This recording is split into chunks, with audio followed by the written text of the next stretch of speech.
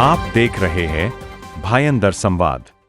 नमस्कार, मी गौरी सुर्वे, तुम्ही बघताय भाईंदर संवाद आणि आज मी उपस्थित आहे भाईंदर पूर्वमधील गोडदेव गावातील माऊली आर्ट्स जवळ आणि आजचा विषय आहे गणेश चतुर्थी। गणेश चतुर्थीबद्दल आज आपण बोलणार आहोत।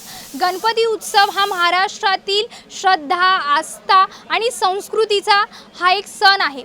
गणेश उत्सव हा नेहमीच जल्लोषाने साजरा केला जातो। गणपती बाप्पांच्या आशीर्वादाने आपण नेहमीच आपल्या आयुष्यासाठी प्रार्थना करत असतो, आपल्या इच्छा त्यांच्यासमोर ठेवत असतो। गणेश उत्सव हा महाराष्ट्रातील एक महत्त्वाचा सण असला तरी देखील आता जर आपण बघायला गेलं तर 1893 मध्ये लोकमान्य बाळ गंगाधर टिळक यांनी पुण्यामध्ये पहिला गणेश उत्सव सुरू केला आणि आज 2026 133 वर्ष झाली ह्या उत्सवाला आणि 133 वर्षापासून आपण ही परंपरा जपतोय आणि गणेश उत्सव तेवढ्याच उत्साहाने पुढे नेतोय। जर मी गणेश उत्सवाबद्दल बोलायला गेले तर अनंत चतुर्थीपर्यंत चालणारा हा सण आपल्या आयुष्यामध्ये एक नवीन ऊर्जा घेऊन येतो, एक नवीन आशा घेऊन येतो, एक नवीन विश्वास घेऊन येतो। या 10 दिवसांमध्ये आपण बाप्पाची आरती करतो, बाप्पाची मनोभावे सेवा करतो। पण ह्या 10 दिवसांनंतर मात्र बाप्पाचं विसर्जन होतं आणि विसर्जन झाल्यानंतर आपल्याला मात्र जे दृश्य दिसतं ते अगदी हृदयाला ठेचा पोचवणारं असतं। बाप्पाच्या ज्या मूर्त्या असतात त्या समुद्रामध्ये खंडित झालेल्या आपल्याला दिसतात। बाप्पाच्या शरीराचे जे अवयव असतात ते वेगवेगळे झालेले दिसतात आणि हे दृश्य अगदी मनाला ठेच पोचवणारं आहे की आपण ज्या बाप्पाची 10 दिवस सेवा करतो, पूजा करतो, त्या बाप्पाचं विसर्जनानंतर मात्र एक विचित्र पद्धतीने हाल होताना आपल्याला दिसतात। आत्ता जर तुम्ही माझ्या मागे इथे बघितलं तर हा कारखाना आहे आणि आज मी या कारखान्यात आले।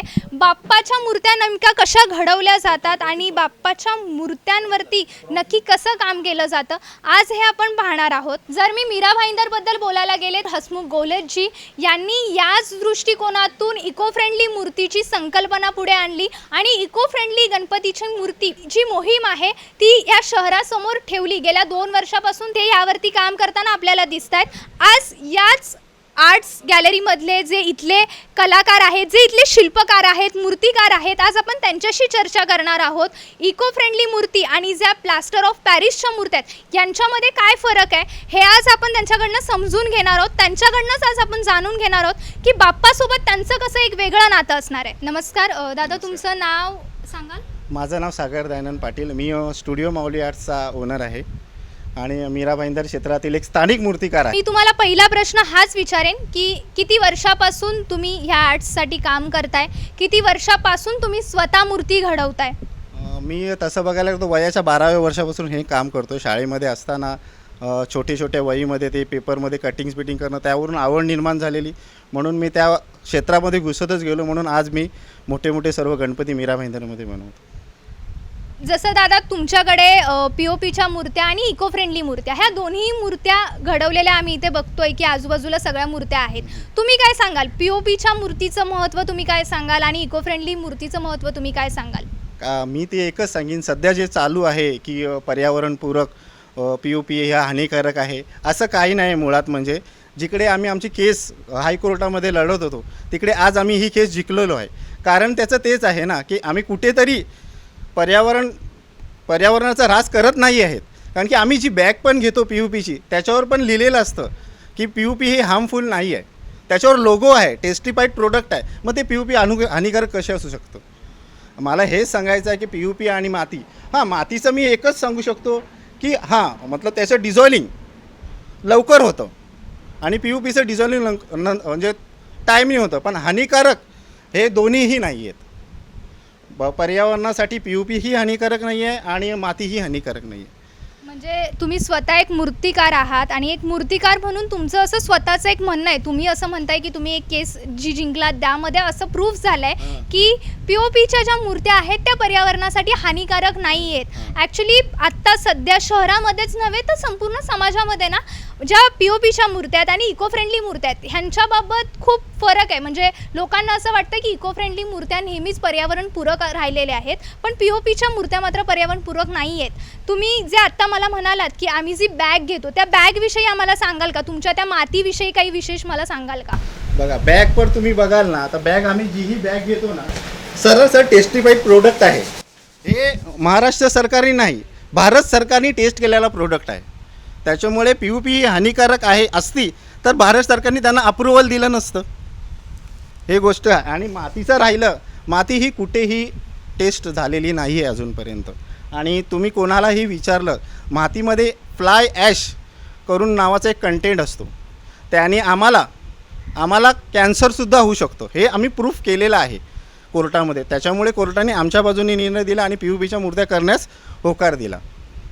जर मी इको फ्रेंडली मूर्त्यांबद्दल बोलायला गेले तर काय सांगाल, म्हणजे जर जी पीओपीची मूर्ती घडवताना जी मेहनत लागते आणि जी इको फ्रेंडली मूर्ती घडवताना मेहनत लागते, त्यामध्ये असं वाटतं का की म्हणजे पीओपीची मूर्ती इझिली होते आणि तीच इको फ्रेंडली मूर्ती थोडीशी घडायला वेळ लागते? कारण मी जेवढा माझा अनुभव बघितला त्यावरनं मी असं आत्तापर्यंत पाहिलं आहे की ज्या इको फ्रेंडली मूर्त्या आहेत, इको फ्रेंडली मूर्त्यांना खूप जपावं लागतं. इको फ्रेंडली मूर्त्यांना तडे जाण्याचे, त्यांना फाटे फुटण्याचे जे चान्सेस असतात खूप असतात. काय कलाकारांचं ह्याच्यामध्ये खूप नुकसान होतं.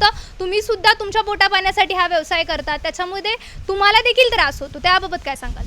मातीची मूर्ती ही नाजूक असते, तेवढीच सांभाळावी लागते. पण कसं आहे बघा, सध्या सर्व सांगतायत माती माती, ठीक आहे माती, पण जी मातीच्या मूर्त्या बनवणं शक्य नाही. आता मी आर्टिस्ट आहे, मी वर्षभरात फक्त 250 मूर्त्या बनवू शकतो. आज आपला भाईंदरचं तुम्ही आकडा काढाल तो हजारोच्या घरात आहे. तर जरी आपल्या मीरा भाईंदरमधले सर्व मूर्तिकार भिडले तरी पण तो आकडा शक्य नाही पूर्ण होणं. आणि मातीची मूर्ती सामान्य माणसाला परवडायला पण पाहिजे ना. जी पी यू पीची मूर्ती आपण 4,000 देतो, 2 फुटाची मूर्ती, तर तीच मातीची मूर्ती 8,000ला जाते, डायरेक्ट डबल रेट. मग सामान्य माणसाचा खिशाचा पण विचार करावा आणि सांभाळणं.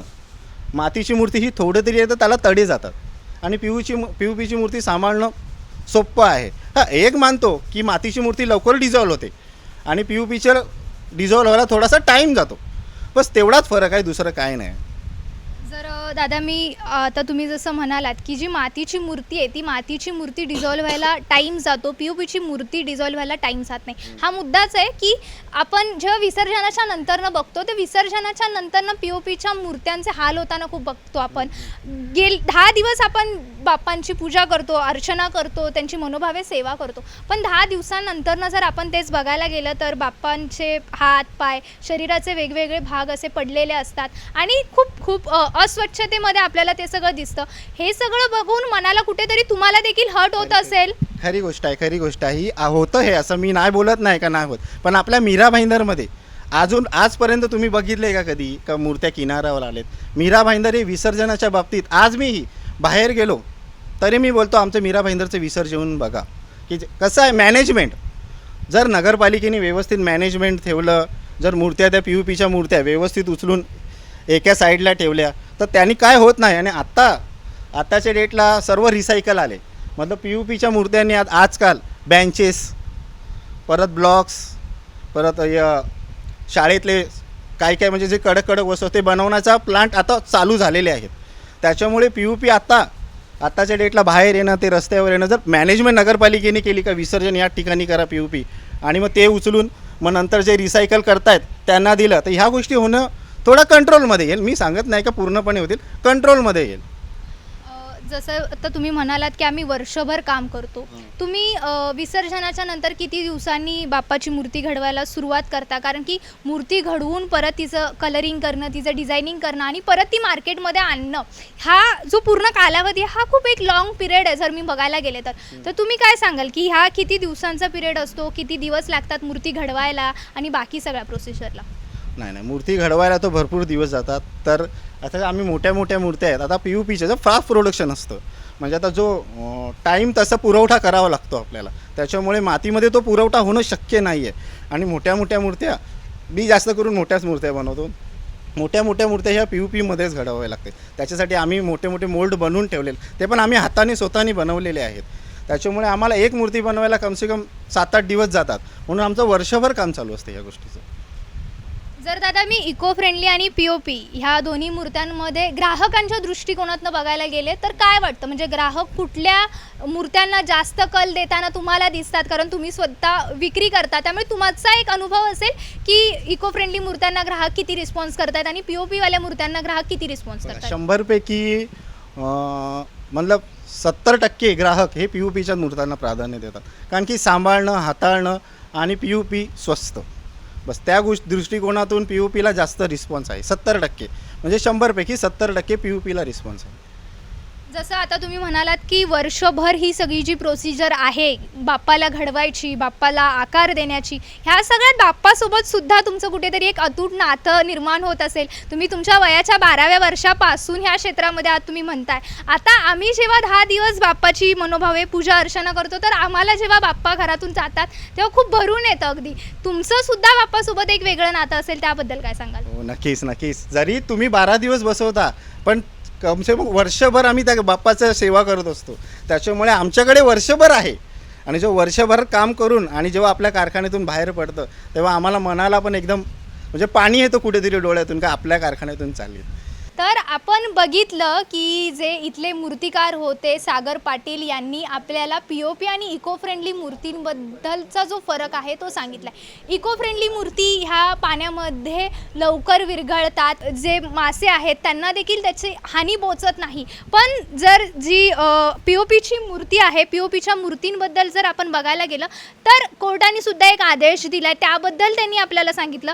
आज त्यांच्या माध्यमातून आपल्याला POP मूर्तींबद्दल एक काहीतरी वेगळं समजलं.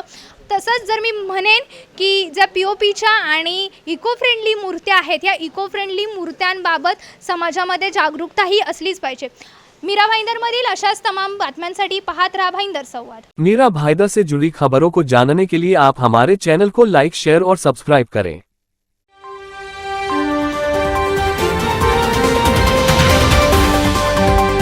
आप देख रहे हैं भाईंदर संवाद.